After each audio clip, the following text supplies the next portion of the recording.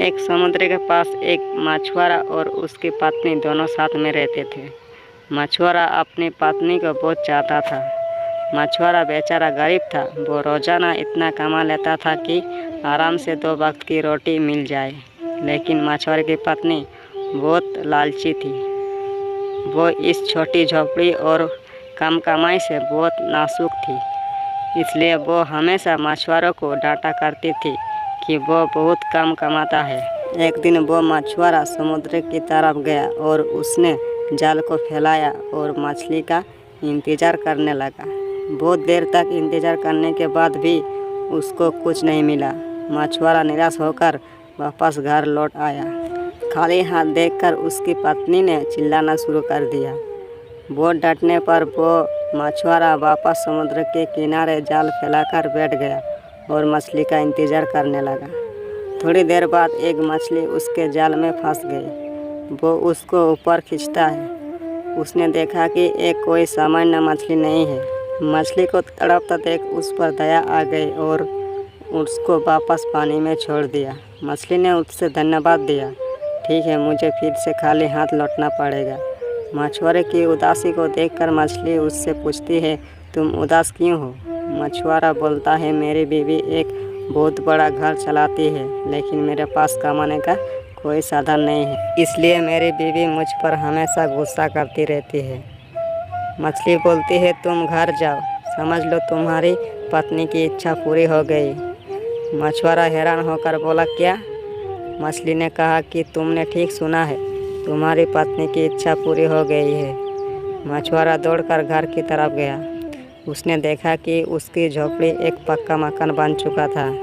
यह देखकर मछुआरा हैरान था। वो समझ गया था कि वो मछली कोई मामूली मछली नहीं है। यह बात उसने अपनी बीवी को बताई। मछुआरे ने अपनी पत्नी से कहा, अब तो तुम खुश हो ना? मछुआरे की पत्नी लालची थी।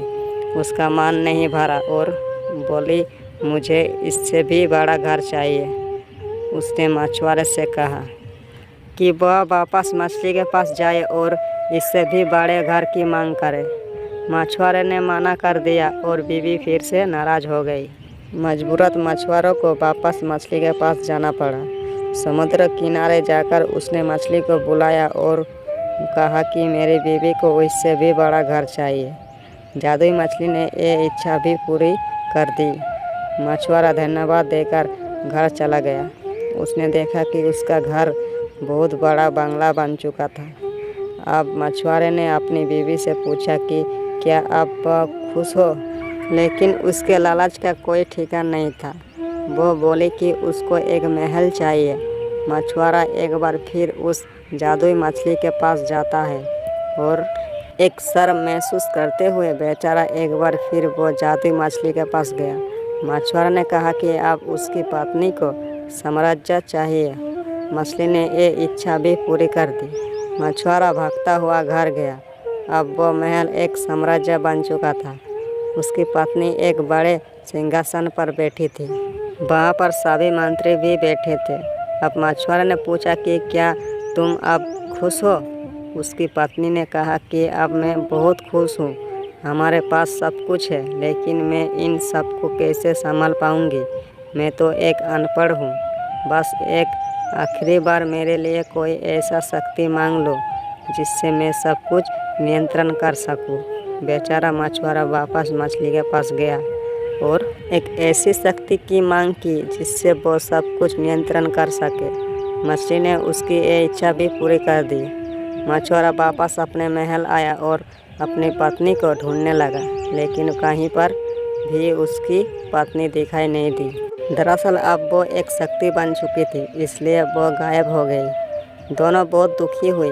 उसकी पत्नी को वापस अपने असली रूप में आना था। उसने मछुआरे से कहा कि जल्दी से वो उसको वापस ठीक कर दे। मछुआरा एक बार फिर जादुई मछली के पास गया और कहा कि वो उसकी पत्नी को वापस ठीक कर दे। मछली ने मना कर दी, ये तुम्हारी इच्छा है। मैं केवल तुम्हारी पत्नी की इच्छा पूरी कर सकती हूँ, तुम्हारी नहीं। मछुआरा वहीं बैठ गया और कहने लगा, मैंने तुम्हारी जान बचाई। जब तक तुम सब कुछ पहले जैसी नहीं कर देती, मैं यहाँ से नहीं जाऊंगा। मछली ने कहा, ठीक है, इसके बाद तुम दोनों की कोई इच्छा पूरी नहीं होगी। जाओ, मैं सब कुछ पहले जैसा कर देती हूँ। मछुआरा वहाँ से घर चला आया। उसने देखा कि उसकी पत्नी झोपड़ी के बाहर बर्तन धो रही थी। उन दोनों को अपनी गलती का एहसास हो गया और मेहनत करके जीवन यापन लगे।